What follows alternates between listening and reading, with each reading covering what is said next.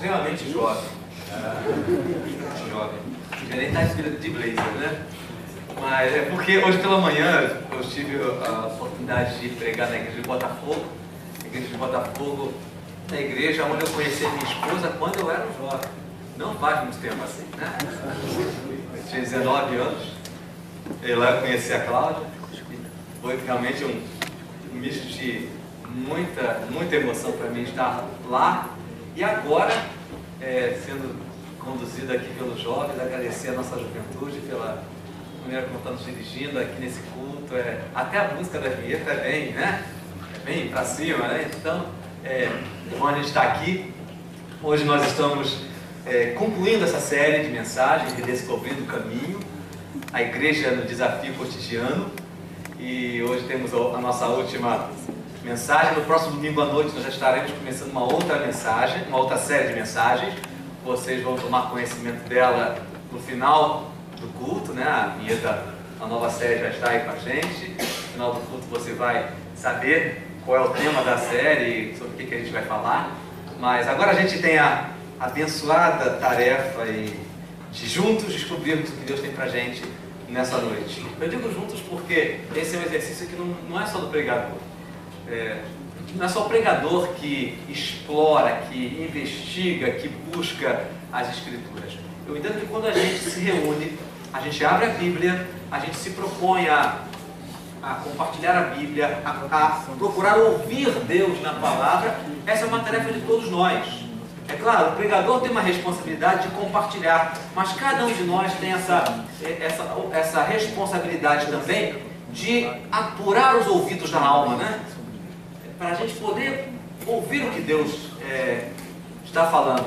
Na semana passada, rolou no grupo do WhatsApp dos líderes da igreja uma imagem muito interessante, né? Que foi colocada no WhatsApp, acho que foi no WhatsApp da liderança da igreja, uma imagem que dizia assim: não ore até Deus lhe ouvir, ore até que você possa ouvir a Deus. Maravilhoso, maravilhoso a gente saber que Deus não precisa que a gente ore muito para ele ouvir a gente. Nós não sabemos orar como convém, e o Espírito nos interpreta. Então não é pela nossa repetição de oração que Deus nos escuta. A gente precisa orar com mais intensidade para poder ouvir Deus melhor, né? Então é isso que a gente vai fazer agora mais uma vez. Como nós estamos nos dispondo a juntos ouvir Deus na sua palavra, na partilha das Escrituras, eu quero te pedir que você dedique mais alguns instantes para a sua oração, pedindo ao Senhor a graça de poder escutá-lo, né? Que a gente possa escutar. Eu falei isso hoje de manhã na igreja de Botafogo. O que eu falo aqui quando eu vou para a igreja, eu gosto muito de dizer assim: na minha igreja a gente fala muito disso. E é verdade. É um grande privilégio poder ouvir o Senhor. É um grande privilégio a gente poder se silenciar, a gente se aquietar, para que a gente possa ouvir a Deus. Então coloca o teu coração nas mãos do Senhor. Certamente Ele vai falar com a gente, que a gente possa ter a alegria de ouvir Deus falando lá no fundo do nosso coração. Então curva essa cabeça e, por favor, ore por mim também, tá? É um favor que eu lhe peço. Interceda por mim também, porque é uma responsabilidade dividir com vocês a palavra do Senhor. Vamos orar em silêncio.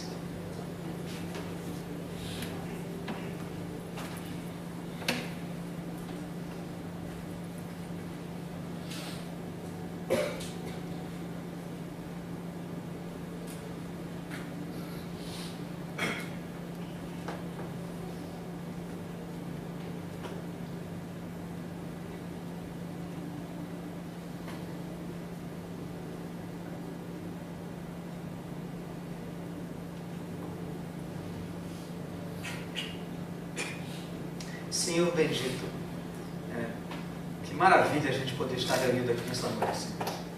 Coisa boa nós podermos olhar entre nós e vermos diversas gerações aqui reunidas, como teu povo, te adorando como se fôssemos todos da mesma geração, como se fôssemos todos iguais. Num certo sentido a gente sabe que nós somos realmente todos iguais diante do Senhor, porque realmente todos nós somos carentes da tua graça, igualmente carentes. Nenhum de nós precisa de mais do que o outro. Nós todos somos igualmente necessitados do Senhor. Isso nos une, isso nos aproxima dos teus pés. E para nós é uma grande alegria podermos nos encontrar como família da fé e buscarmos o nosso Pai buscarmos o Teu Espírito Santo para ouvirmos a Tua voz. Como acabamos de cantar aqui junto com os nossos jovens, o Senhor é bem-vindo aqui, não nesse recinto, mas nas nossas vidas. Nós queremos sempre abrir o nosso coração e Te receber com grandes boas-vindas dentro do nosso coração, na nossa vida cotidiana, mas de forma muito especial, Senhor Espírito, nós nos curvamos agora, Te pedindo muito a Tua assistência, a Tua graça, a Tua bênção sobre todos nós que precisamos igualmente da Tua bênção. Não existe ninguém aqui que seja melhor do que ninguém. Nós somos igualmente carentes do Senhor e por isso nos apresentamos a Ti. Desejamos muito ouvir a Tua voz. Ó Deus bendito, que nós tenhamos essa experiência maravilhosa de sermos tocados pela Tua presença, de sermos influenciados pela Tua palavra, estar aqui não só por um movimento religioso, mas estar aqui porque temos a profunda certeza de que o Senhor nos escolheu para estar aqui nessa noite. E hoje, Deus, juntos aqui, é um passo, é um momento em que damos um passo a mais, agora um passo coletivo para caminharmos nos Teus passos, andarmos no Teu caminho, redescobrirmos a Tua vontade para a nossa caminhada e juntos, como Teus servos, nos apresentarmos ao Senhor e dizer: Senhor, somos Tua igreja, somos Teu povo, a Tua família, gente muito imperfeita, mas que quer Te seguir, que quer andar com Jesus Cristo. Ó Senhor, por isso pedimos a luz do Senhor sobre cada um de nós. Nos dê a alegria de ouvirmos Tua voz. A alegria, assim, é uma alegria séria, uma alegria profunda, que abre o nosso coração de regozijo, mas também nos mostra como é importante andarmos com o Senhor de forma intensa. Nós te agradecemos pela Tua palavra, agradecemos pelo que o Senhor há de falar a cada um de nós. Nossos corações estão aqui no Teu altar. Em nome de Jesus, nós pedimos tudo para a glória do Senhor, Deus Pai, Filho e Espírito Santo. Amém. Nós estamos terminando a série e eu queria fazer um pulo lá para a primeira mensagem que nós falamos. Porque nós estamos falando de redescobrir o caminho, e ao falar isso nós estamos falando sobre 4 aspectos que são essenciais para a gente entender o que Deus quer para a nossa vida. É claro que Deus tem projetos individuais, a cada um dos seus, não é? Deus tem algo a fazer através de nós, algo a fazer em nós individualmente, mas há alguns conceitos, algumas características que precisam estar presentes de forma muito clara na mente de cada um de nós, de todos nós. A ideia dessa série é exatamente nos fazer convergir, saindo um pouquinho dos nossos projetos individuais, daquilo que Deus personaliza para nós, e entender que há coisas que nos são comuns e nos são fundamentais.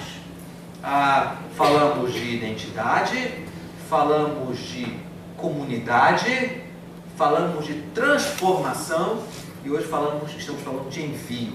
Mas eu queria fazer esse pequeno salto lá para a primeira mensagem, que é a mensagem que falava sobre identidade. Então uma chegadinha lá, para a gente lembrar alguns aspectos importantes, porque a lembrança desses aspectos de quem nós somos, o que Cristo nos tornou, vai nos levar ao tema de hoje.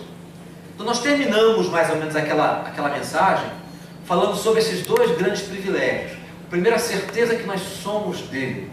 É isso que nos marca, é isso que faz de nós pessoas com um coração cheio de esperança, sabendo que nesse mundo de lutas, em que todo mundo batalha, em que todo mundo sofre, há essa certeza de que Ele nos chamou, de que Ele disse assim: você é meu, você é minha, vocês são meus. E aí o apóstolo Pedro, nessa passagem que eu tirei um pedacinho lá da primeira carta de Pedro, ele diz: nós somos povo de propriedade exclusiva de Deus. Então essa é a certeza.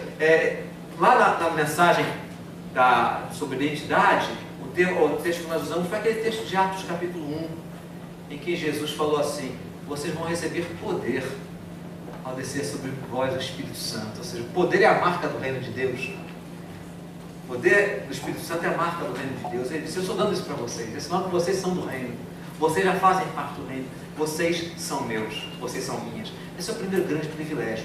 Mas como consequência desse privilégio, nós temos um outro privilégio, que é o fato de que nós somos dele, não para nós ficarmos dizendo, como antigamente um comercial, né, que duas crianças brincavam e uma delas dizia assim para a outra: eu tenho, você não tem, eu tenho, você não tem, um brinquedinho que tinha recebido.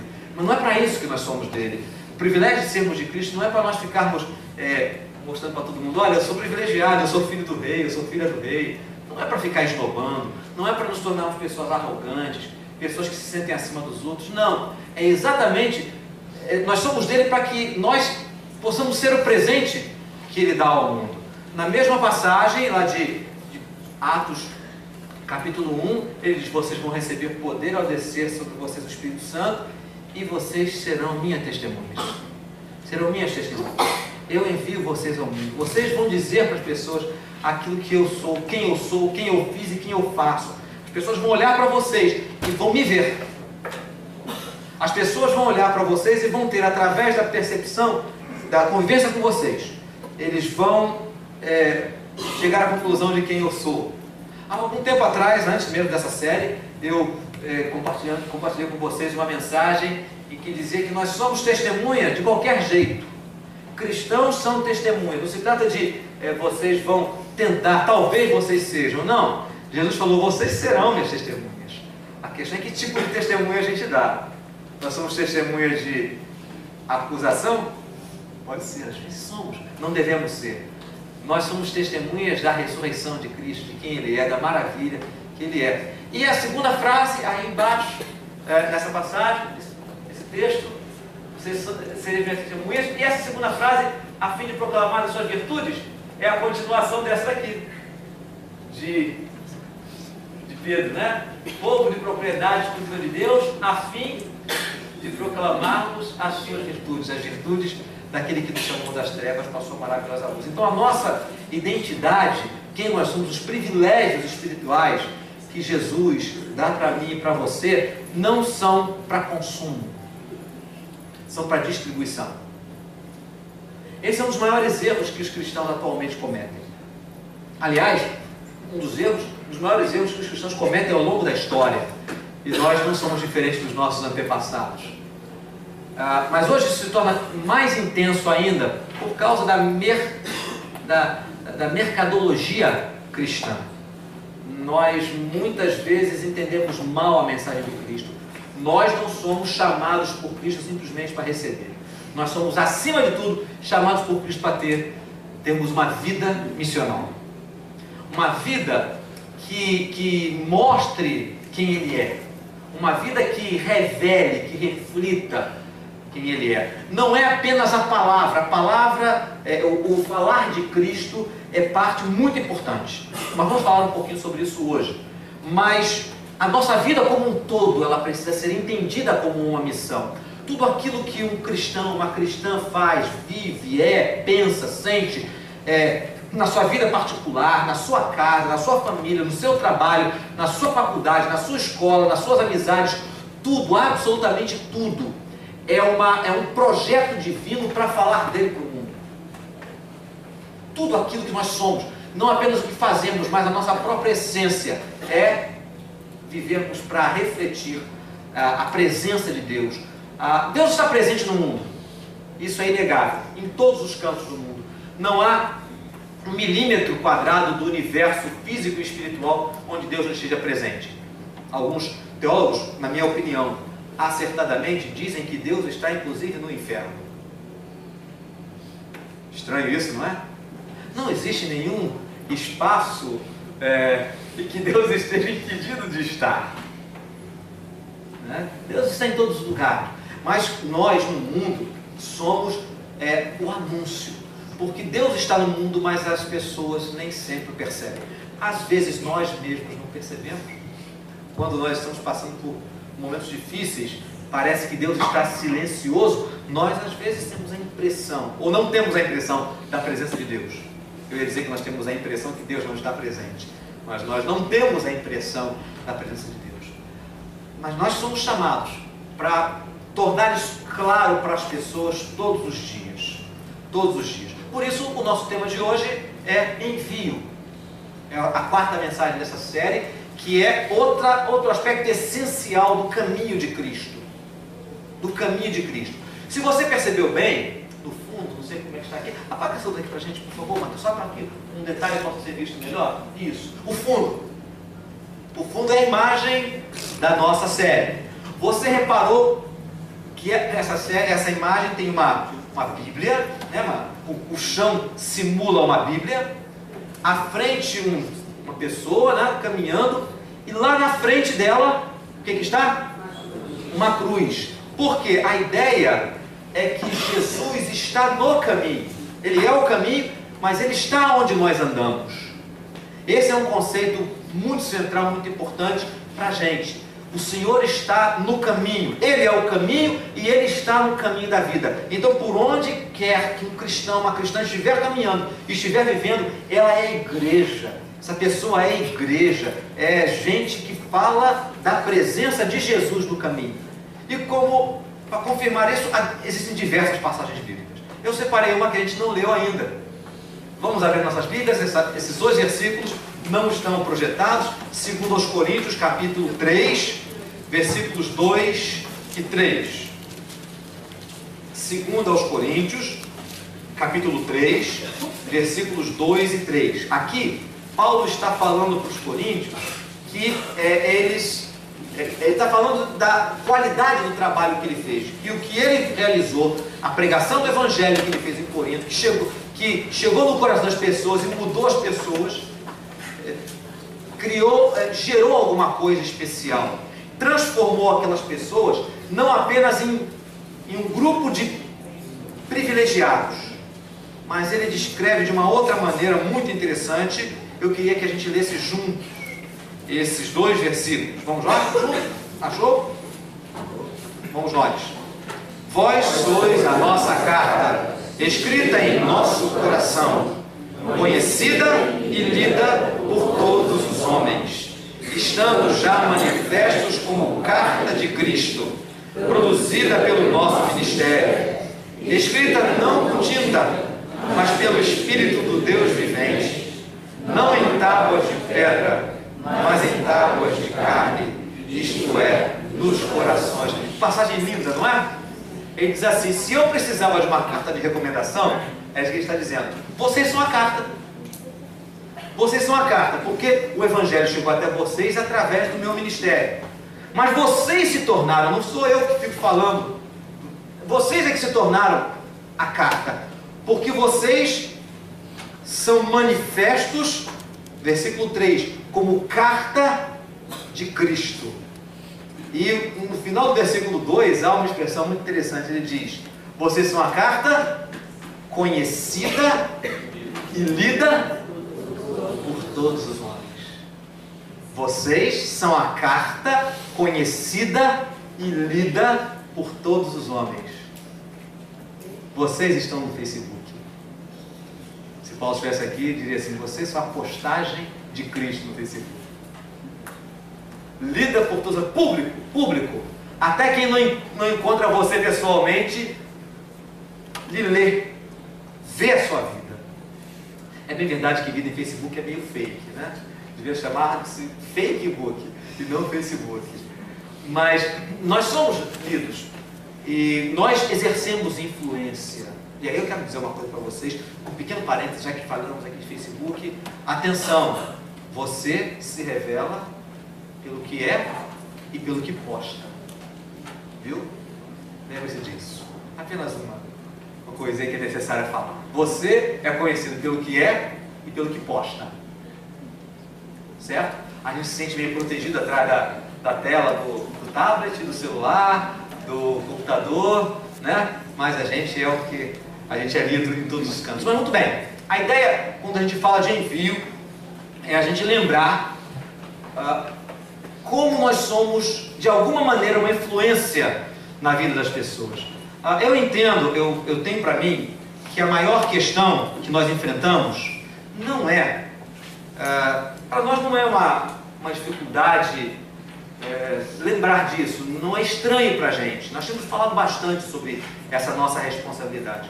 E eu entendo que todos nós que estamos aqui, que amamos a Cristo, que andamos com Ele, temos essa consciência de que nós não somos consumidores de igreja. Deus nos livre, Deus te livre, meu irmão, minha irmã, de ser consumidor, de ser consumidora de bens espirituais. Mas que você descubra sempre a alegria de ser alguém que fornece esses bens para outras pessoas. Então, crer nisso não é um problema para a gente, pelo menos eu entendo assim. Tenho uma firme esperança que entre nós já temos falado bastante sobre isso. Mas o que a gente precisa falar ainda mais sobre isso? Porque talvez a grande dificuldade seja como nós podemos exercer essa influência, como as pessoas podem ler melhor essa carta, como eu posso ser uma carta que fale de boas novas, como eu posso realmente ser leal ao meu Senhor através da minha vida, como o Evangelho pode exercer influência na vida de outras pessoas partindo de mim.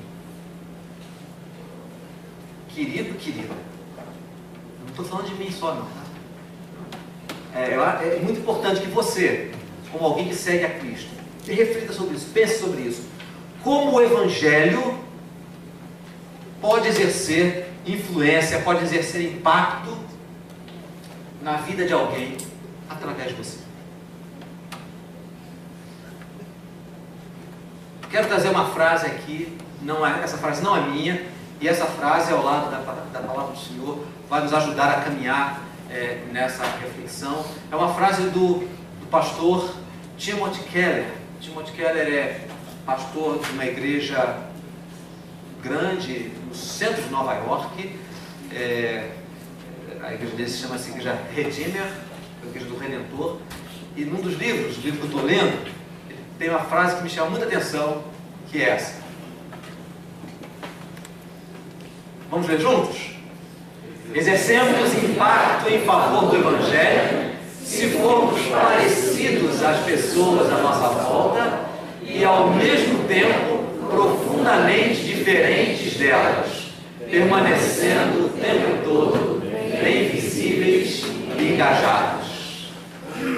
Às vezes existe um dilema, na verdade é um falso dilema, a respeito do que é se o crente tem para testemunhar de Cristo, ele tem que ser diferente do mundo. Outros dizem, não, mas esse diferente acaba fazendo com que a gente pareça alienígena. E então nós temos que ter alguma semelhança. E aí existe um falso dilema nisso. Eu acho que o Tim Keller, ele traduziu bem, e eu queria compartilhar com vocês algumas ideias bem práticas a respeito de como cristãos, nós podemos ser cooperadores com o Evangelho.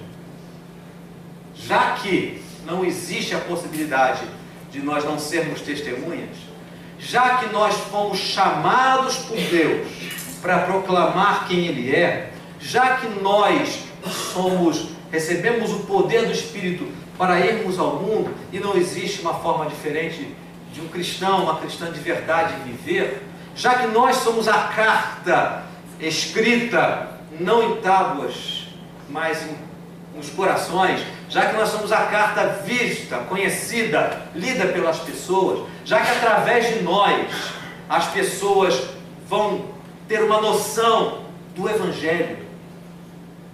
É isso mesmo, gente. As pessoas vão ter uma noção do que é o Evangelho e de quem é Jesus Cristo, olhando em primeiro lugar para as nossas vidas. Mesmo pessoas que conhecem a Bíblia, elas olham para as vidas das pessoas. Como é que a gente pode fazer isso de uma forma mais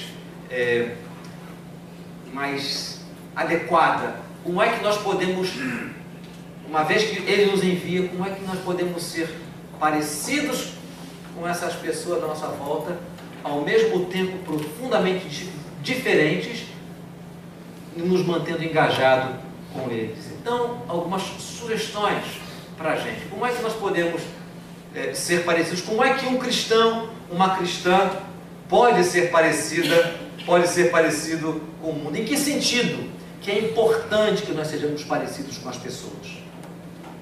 Aqui nós vamos estabelecer alguns passos muito claros. A primeira maneira que nós podemos ser, a primeira razão para sermos parecidos, interagindo com as pessoas, convivendo, é porque quando as pessoas olham para nós e percebem que nós somos pessoas com fraquezas, com dificuldades, que erramos, que nos divertimos, somos seres humanos normais, não somos ETs, isso comunica para elas uma sensação de tranquilidade, de segurança, que faz com que elas se sintam mais abertas para interagir com aquilo que nós transmitimos a respeito do Evangelho. Então é importante nós não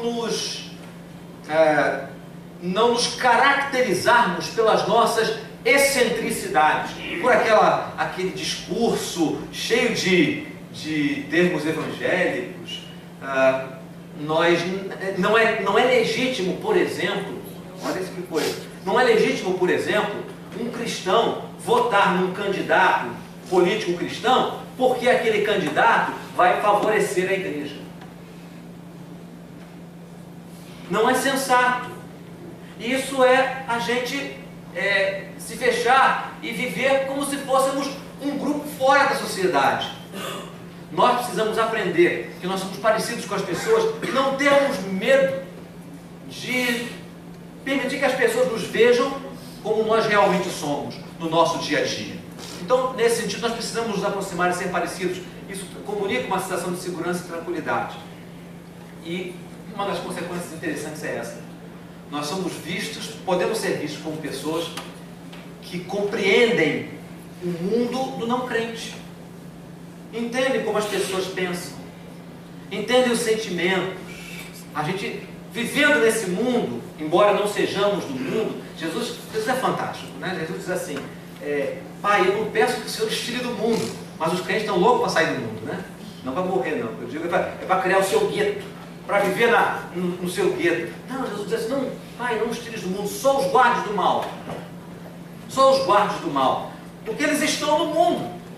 E Jesus falou isso várias vezes. Ele, por exemplo, disse, eu estou mandando vocês como ovelhas por meio de lobos.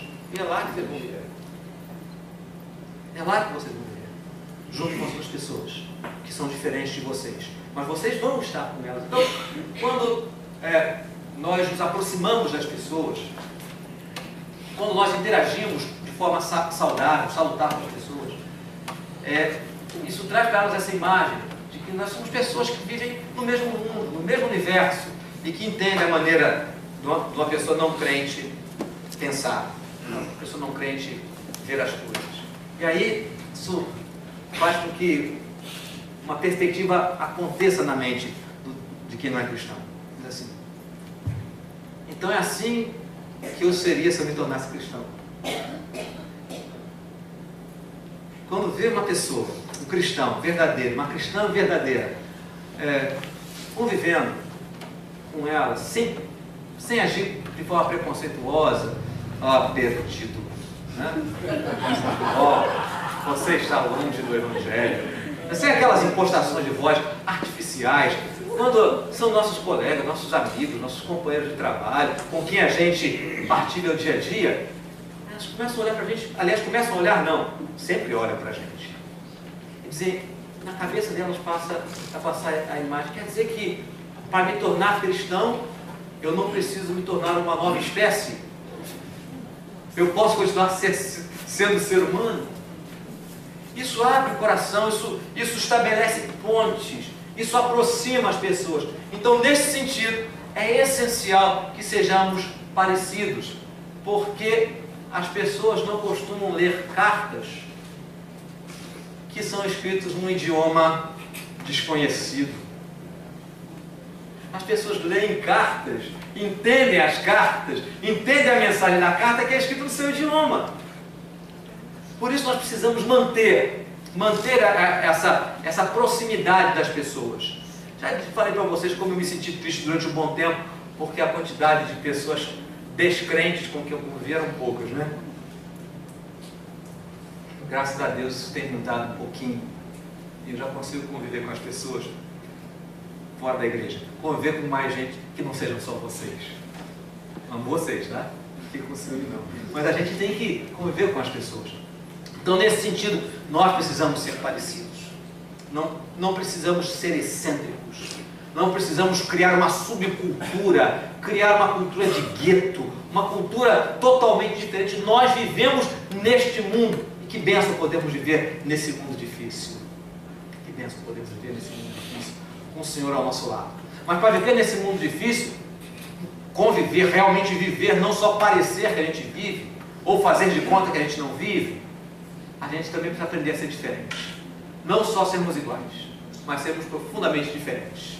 E aí eu queria que a gente refletisse sobre alguns aspectos muito importantes em que nós precisamos ser distintos.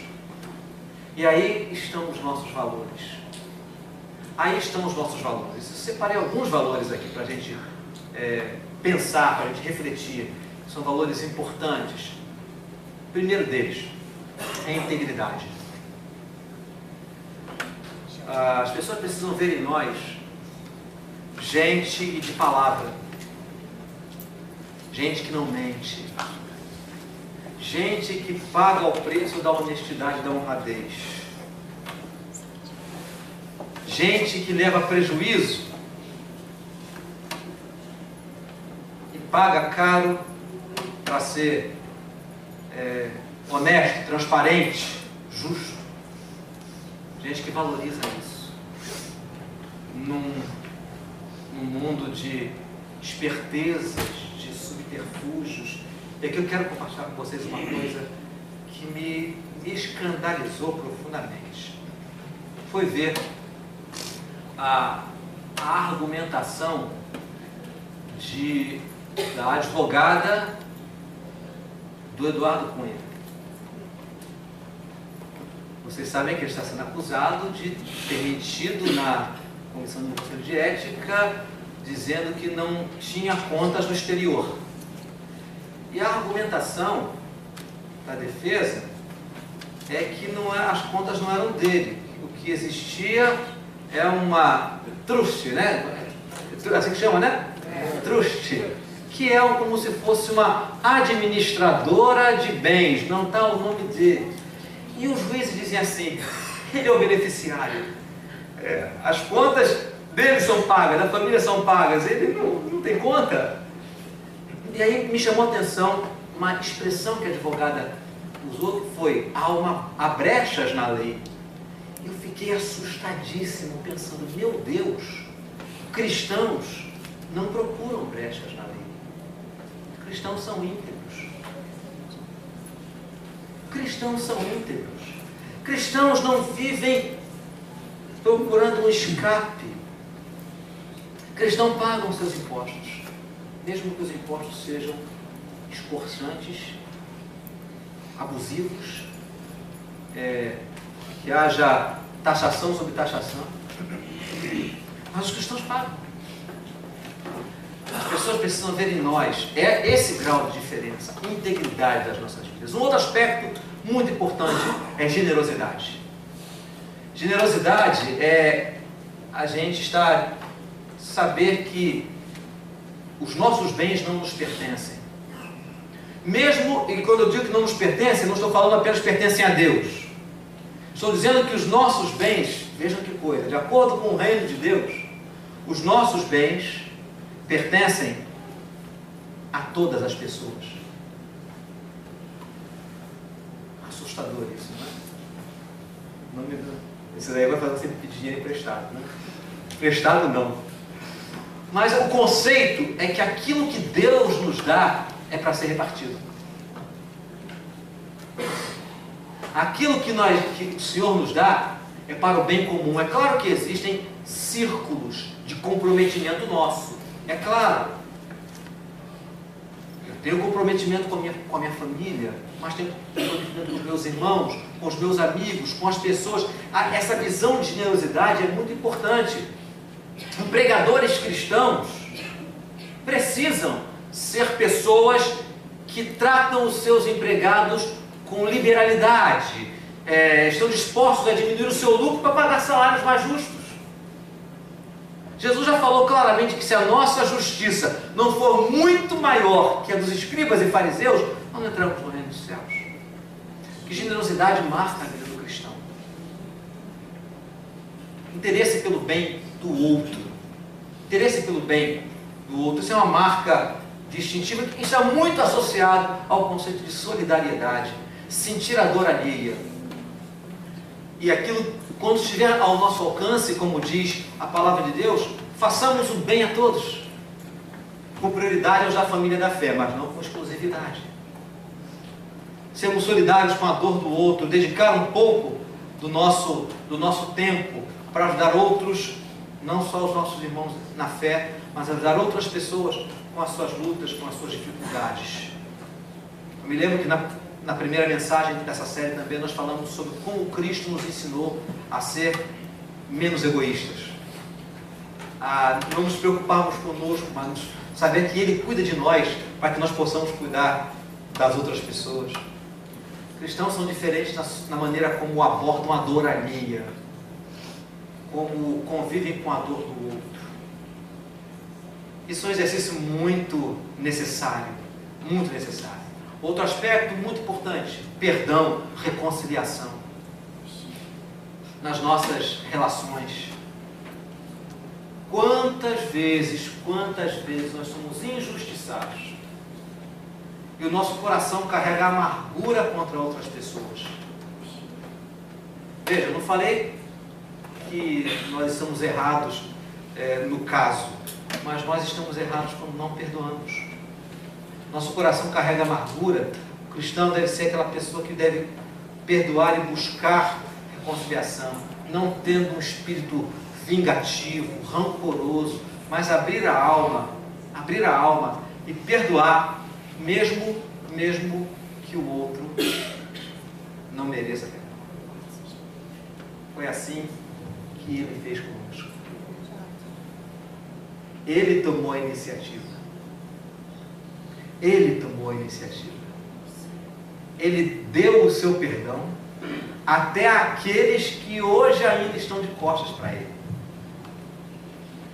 E nós precisamos refletir isso nas nossas relações. Outro aspecto muito importante, pureza. Estou falando realmente de pureza sexual. As pessoas sabem, mesmo que achem que isso seja algo absolutamente ultrapassado, mas as pessoas sabem que a ética cristã diz que vida sexual é dentro do casamento. Não precisa falar isso para ninguém. Isso é um conceito cristão claramente estabelecido e as pessoas esperam ver em cristãos referências de vida cristã na pureza sexual também. Esse é um aspecto que depõe muito contra o testemunho cristão, quando a pureza não é mantida. Aquilo que a gente se chama às vezes pejorativamente de moralidade. Usei a expressão pureza para dar uma conotação mais bíblica ao aspecto da sexualidade. É o que se espera mesmo. Cristãos precisam ser diferentes nesse aspecto também. E mais um aspecto que eu separei aqui é a maneira como nós reagimos à dificuldade, às adversidades. Coloca a palavra aí? Isso. A nossa reação, a nossa maneira de lidar com o sofrimento, a forma como a gente reage às dores, a forma como a gente é resiliente. O que é ser resiliente? É aquilo que se falava antigamente num corinho antigo, que diz: tropeça aqui, cai acolá, mas depressa levanta e começa a cantar. Isso não é fingir que nada aconteceu, mas é resiliência. Caiu, se abateu, doeu, machucou, mas levanta e enfrenta a luta com Cristo. Enfrenta a luta com esperança. Porque quando eu tenho uma fé que eu guardo para mim, que eu não divido, eu estou sendo absolutamente egoísta, sendo apenas consumidor da fé. O crente agente secreto não é só uma pessoa que tem vergonha de falar, é uma pessoa que não se preocupa com o estado espiritual dos seus amigos, das pessoas com quem convive. Então esse é um aspecto que nós não podemos deixar, abandonar as pessoas largadas ao sopro do mundo. Não podemos deixar as pessoas largadas na mão do diabo. Quando nós não deixamos as pessoas saberem aquilo em que nós cremos e em quem nós cremos, sendo agentes secretos, nós estamos, lamentavelmente, demonstrando um descaso com relação ao destino espiritual, à situação espiritual dos nossos vizinhos. E não estamos sendo boas testemunhas de Cristo. Então esse é um aspecto do qual a gente deve fugir. Mas o segundo aspecto do qual deve fugir é o aspecto oposto. Você conhece pessoas, para não dizer que você pode ser uma, pessoas que fazem questão de dizer: eu sou crente, eu sou evangélico. Eu sou evangélico. Não estou dizendo que sejam falsos evangélicos, não. Mas eles têm, muitas vezes, pessoas têm um hábito que eu chamo de são os omissos da bolha. O que são os omissos da bolha? Muitas vezes, nós dizemos quem nós somos, mas não nos engajamos com as pessoas. Nós dizemos assim: eu sou da igreja. Você quer conhecer o evangelho? Então vai lá na minha igreja. E a gente se envolve na igreja, trabalha na igreja, convive com um grupo de cristãos na faculdade, vai para um grupo de oração no trabalho. Nada contra isso, tá, gente? Mas nós não podemos nos esconder atrás dos muros do cristianismo. Não podemos dizer que somos cristãos, mas nos omitirmos e fugirmos da convivência com as pessoas do mundo, nos guardando da nossa bolha eclesiástica. O que a gente faz aqui, na verdade, é mais ou menos o que acontece com o exército. Nós aqui nos reunimos como se estivéssemos num campo de treinamento. A batalha está lá fora. Não é aqui que precisamos ser cristãos. Não é aqui que precisamos testemunhar do Evangelho. Não é apenas uns para os outros que devemos falar das grandezas de Cristo, mas é lá fora. Então, queridos, nós podemos nos engajar com as pessoas. Nós podemos nos envolver com elas. Se você quer saber como, há diversas maneiras de nos engajarmos. No boletim de hoje eu coloquei algumas pequenas sugestões para você. Talvez o que falte para nós é dar esse passo mesmo com maior intensidade, com maior intencionalidade. Então, eu coloquei no boletim aqui na palavra pastoral algumas 4 pequenas sugestões. 4 pequenas sugestões. Só para começar esse movimento de, estando no mundo, você como alguém que foi mandado por Cristo, enviada por Cristo, como é que a gente pode sair da bolha, deixar de ser agente secreto, se engajar com as pessoas? Então, 4 sugestões simples. Primeiro, em suas conversas casuais, deixe as pessoas perceberem a sua fé, simplesmente mencionando sua frequência à igreja ou suas crenças bíblicas. Você vai até descobrir os crentes agentes secretos aí, né? Como você fala que é crente também. Eu descobri lá na academia onde faço meu ginástica, crente agente secreto. Eu nem tinha a mínima ideia, né?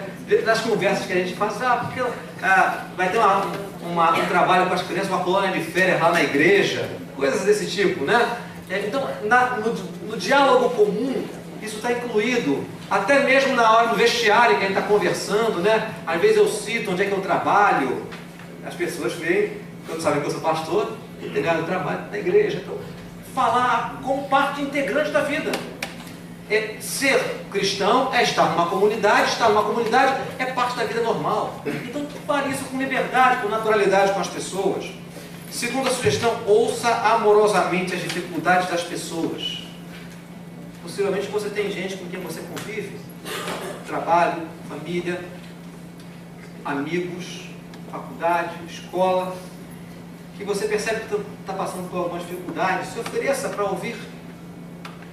Talvez a gente não se ofereça porque tem medo de ouvir um problema imenso que a gente não tem condições de administrar. Ninguém tem responsabilidade de administrar os problemas de outros. Nós, como cristãos, nós temos a responsabilidade dada por Deus de apontar possibilidades. Uma delas, mesmo que você não tenha resposta para o problema, ouça com o coração aberto e diga para a pessoa que você vai orar por ela. Até ateu aceita oração. Até ateu, na hora da dor, diz: ai meu Deus do céu, por que comigo, né? Diga que vai orar, e ore mesmo, viu? Ore pela pessoa, até um tempo, procure, diz: como é que você está? Eu tenho orado por você, tenho lembrado de você nas minhas orações, como é que estão as coisas? E não mudou nada, então vou orar de novo, vou continuar orando por você. Então, mostre o seu interesse sincero pelas pessoas. Terceira sugestão: fale de alguma dificuldade pessoal sua. Isso daí é algo muito interessante. Que crente hoje em dia é visto como os triunfalistas de plantão. A nossa próxima série vai falar muito sobre isso. Os crentes são os sempre vitoriosos. Com Jesus é só vitória. Com Jesus é só vitória. É só que nosso conceito de vitória é outro, bem diferente. Mas deixa isso para a próxima série. Então compartilhe alguma dificuldade sua e fale como é que a fé em Cristo tem te dado força e esperança para você continuar, para você lidar com as dificuldades que você tem, assim como todas as pessoas têm. Como é que você tem mantido a sua coragem para enfrentar as dificuldades que todo brasileiro está enfrentando? Ameaça de desemprego, salário atrasado, salário que acaba no dia 18 do mês. Todo mundo está enfrentando isso. Como é que você está sobrevivendo, meu irmão? Ele está rindo ainda que eu estou falando essa história aqui. Mas é partilhar isso. Como é que afeta a sua vida? Divide com as pessoas, diga como é que isso tem te dado coragem e esperança para prosseguir. E às vezes os seus problemas sejam tão grandes que as pessoas vão ficar de queixo caído. A pessoa está desempregada, vai olhar o teu problema e vai se achar um privilegiado. Porque o seu problema às vezes é muito maior do que o desemprego. Então, compartilhe as suas lutas e faça perguntas para as pessoas sobre as crenças, as experiências de fé, a religião, e simplesmente escute. Não pergunta para contra-argumentar, não, né? Assim, porque eu fui lá no meu centro e o meu pai de santo me deu um passe assim, forte, né? Um passe forte, a reza foi forte. Depois eu fui para a encruzilhada e fiz um despacho lá. Você fala assim: ai meu Deus do céu, vai perder amigo. Entenda que é lamentável, é claro que é lamentável essa experiência da pessoa.